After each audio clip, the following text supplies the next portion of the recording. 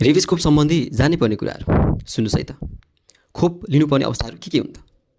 पहिलो भनेको यदि कुनै पनि जनावरले तपाईँलाई टोकेको छ र त्यो टोकेको 10 दिनभित्र त्यस जनावरमा रेबिसका लक्षणहरू देखेको छ भने खोप लिनैपर्छ।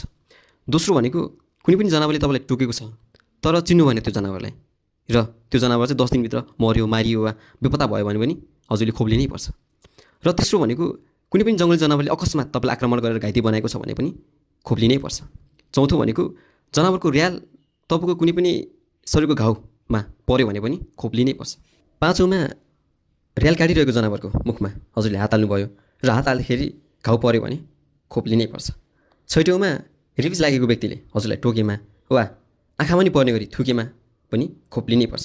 सातौँमा रेबिस लागेको रोगीको जुठो खाएमा वा अन्य कुनै पनि सम्पर्कमा आएमा डाक्टरको सल्लाह अनुसार खोप लिनैपर्छ। आठौँ भनेको चमरीले टोकेमा वा त्यसको र्याल सम्पर्कमा आएमा पनि खोप लिनैपर्छ।